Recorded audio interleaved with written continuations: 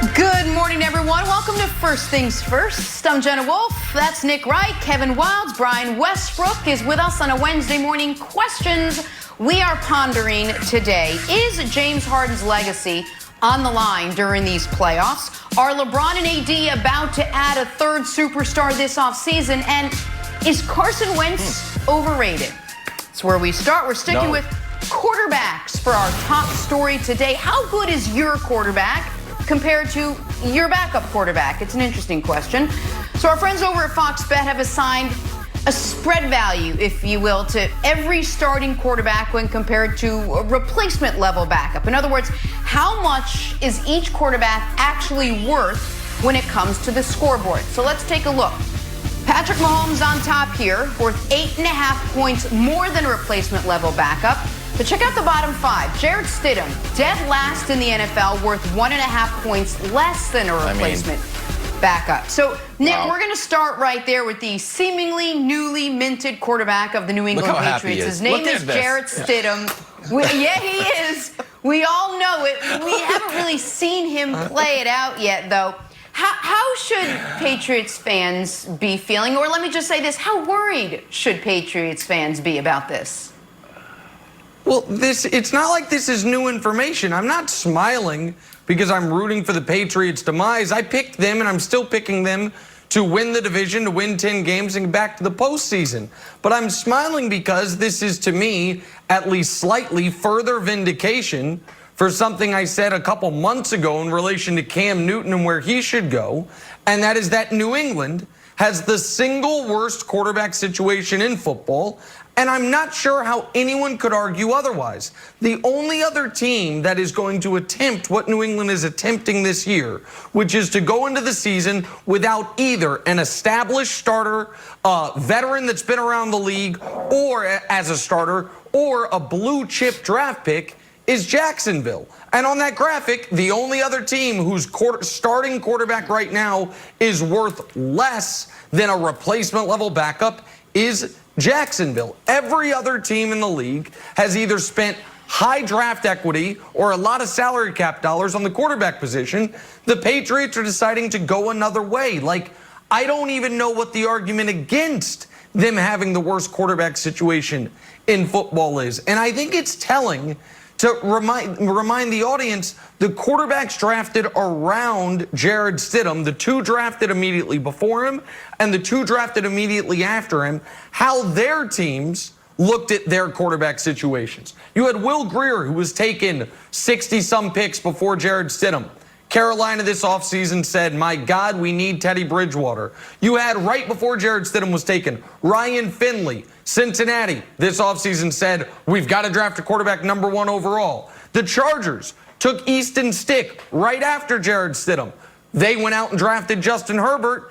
And the Eagles took Clayton Thorson a few picks after Jarrett Stidham. They drafted Jalen Hurts to be their backup because they're not even comfortable with Thorson being their second string quarterback. Like, that is the neighborhood Jarrett Stidham lives in. So Wildes, of course, it's the worst quarterback situation in football. Of course he's ranked dead last on this list. I don't know what else it could be. Nick.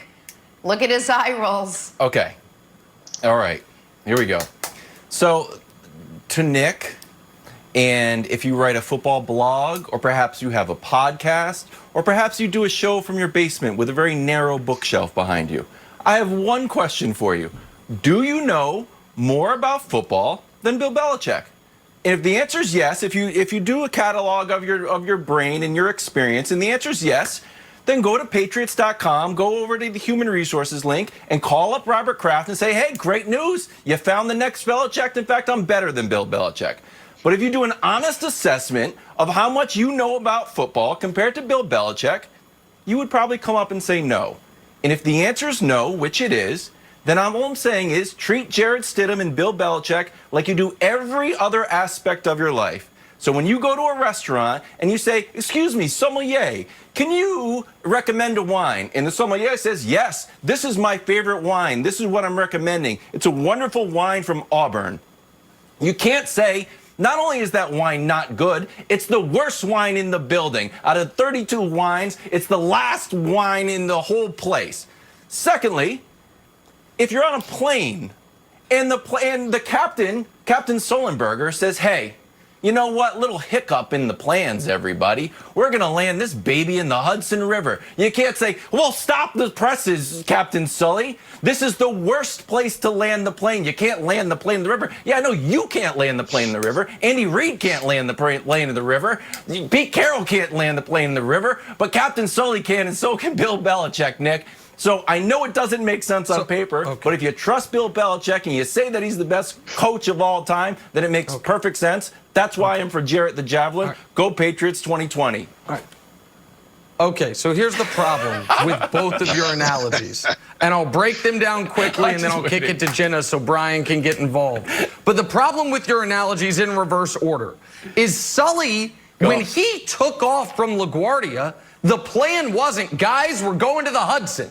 He had to, in real time, adjust. We're not saying the Patriots mid-season, oh my God, quarterback went down, you got to go with Stidham. They are taking off from LaGuardia, and Sully's announcing to the cabin, guys, instead of going to Miami, we're actually going to go 600 meters to the west so we can land in the river because I want to try it. That's what the Patriots are doing.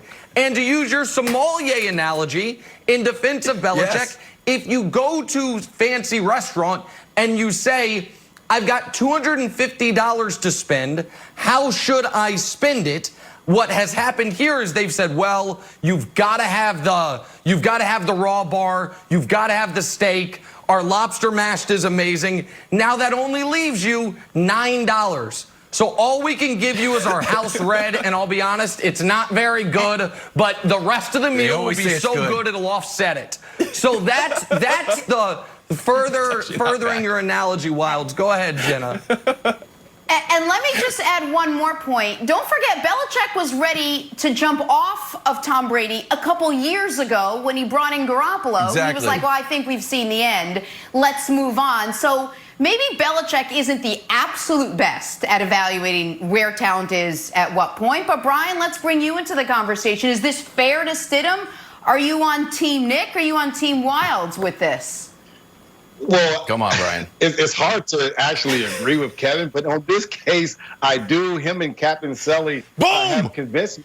And this is the reason why. I think that this whole list obviously does not take into account the head coach and the offensive coordinator. And for New England, those guys have been together for a very long time, and they've done a great job of getting talent out of places where you didn't think you were going to get talent from. And so this is what Bill Belichick knows. And it's similar to the 49ers in a way this past season.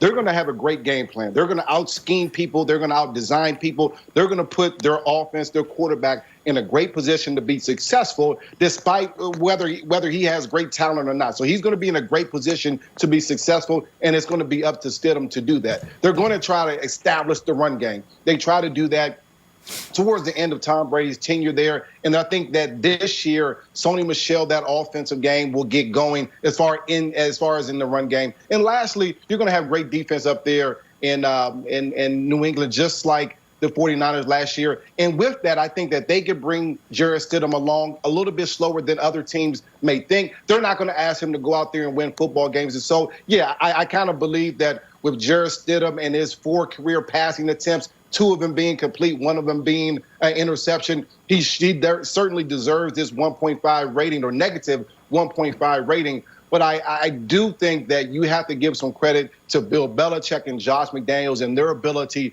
to get the best out of players no matter what position they play. There you go, Team All right, Wild. so let's go back and talk about the other end of the spectrum. We mentioned Mahomes earlier. It's funny, you and Wilds are on absolute opposite ends of the spectrum with this one. Mahomes, worth 8.5 points more than replacement level quarterback, Nick. Does that sit comfortably with you? Does that sound about right? Well, listen, to credit Fox Bet, that is what happened last year when Mahomes went down. It was an 8-point difference between he and Matt Moore, and Matt Moore might be a little bit better than the average replacement level backup. But I think this is a tad low.